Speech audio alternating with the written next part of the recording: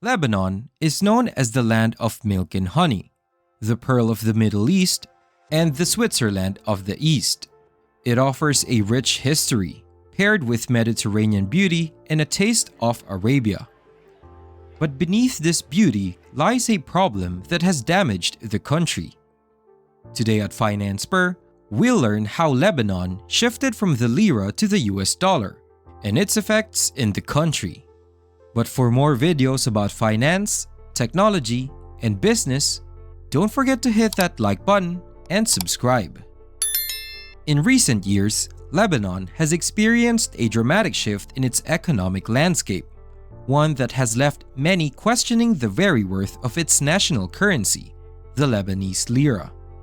The lira's fall in value, plummeting by a staggering 98%, has resulted in a situation where 1,000 lira now equates to a mere cent. This catastrophic depreciation has forced the Lebanese people to abandon their once cherished currency in favor of the US dollar, a currency that has now become the de facto standard for pricing goods and services. The impact of this dollarization is visible in the daily lives of Lebanese citizens. Previously affordable items have become luxuries as the cost of living has surged.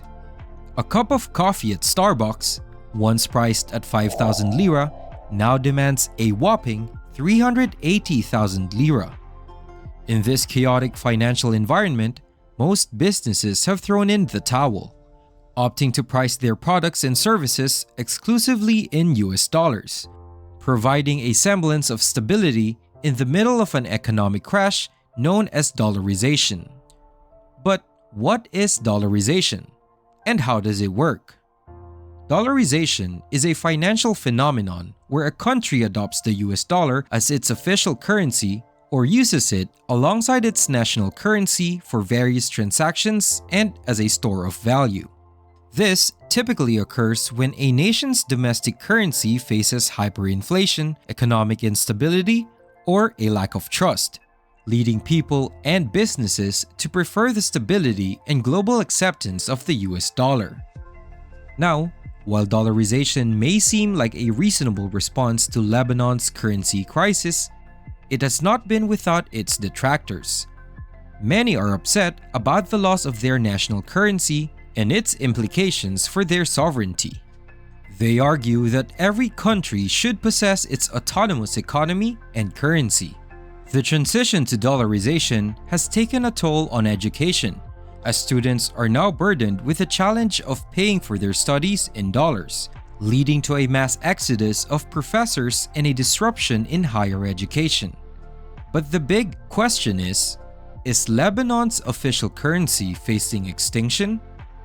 While this possibility appears increasingly likely, it raises concerns about the long-term consequences of a nation giving up its currency in favor of another.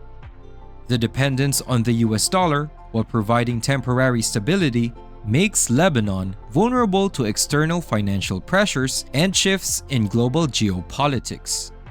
For ordinary Lebanese citizens, the shift to the US dollar has taken a toll on their everyday lives. Exchanging 100 US dollars now yields an astonishing 9.4 million lira, showcasing the huge extent of hyperinflation. The inconsistency between salaries paid in lira and the cost of living in dollars has created a visible income difference, forcing many to rely on remittances from family members abroad who send dollars back to Lebanon. This reliance on remittances has transformed Lebanon into the world's most remittance-dependent country, with over half of its GDP derived from these financial lifelines. But it's not just Lebanon that is using the dollar as the de facto currency. Venezuela's dollarization is also a country extensively adopting the US dollar as a response to the severe economic crash. The Venezuelan bolivar, the national currency, has faced hyperinflation, rapid devaluation, and economic instability for years, rendering it practically worthless. In this context, the US dollar has become the de facto currency for daily transactions and as a store of value for Venezuelans. Many businesses and individuals in Venezuela now conduct their financial activities in US dollars, as it offers relative stability and a measure of protection against the hyperinflation that has lowered the bolivar's value. It's not just Lebanon and Venezuela.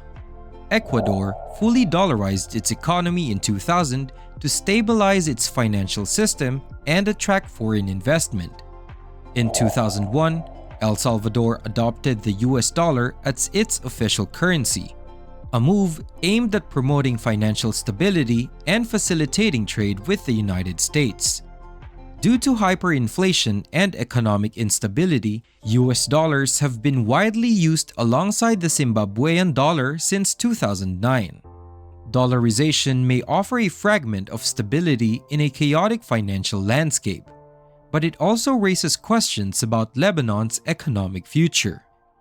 The country's current path is a result of decades of economic mismanagement, corruption, and inflation. Some argue that the only way forward is for Lebanon to reintroduce a new currency fixed to the US dollar, thereby preserving sovereignty while ensuring stability. Others explore alternative solutions such as stablecoins and blockchain technology to protect against hyperinflation. In Lebanon's profound economic and currency crisis, the resilience of its people shines through like a beacon of hope. For some, there is a passionate belief that their national currency, the Lebanese lira, will eventually recover its lost strength. They remember the days when it was a symbol of their nation's economic stability and hope that, with the right reforms and government actions, those days can return. It's a testament to their enduring faith in the potential of their country to bounce back from falling. On the other hand, a growing group of the population is less optimistic about their government's ability or willingness to address the currency crisis effectively. They've witnessed years of corruption, mismanagement, and political instability that have contributed to the current situation. For them, the chance of a lira resurgence seems far, and their skepticism is understandable given the magnitude of the challenges facing Lebanon's leadership. Now, why Lebanon got into this economic problem in the first place is a story for another time. But for more amazing videos about finance, technology, and business, don't forget to check out our channel. Also, don't forget to subscribe and click that notify bell for upcoming videos. For now, this is Finance Spur. Have a great day.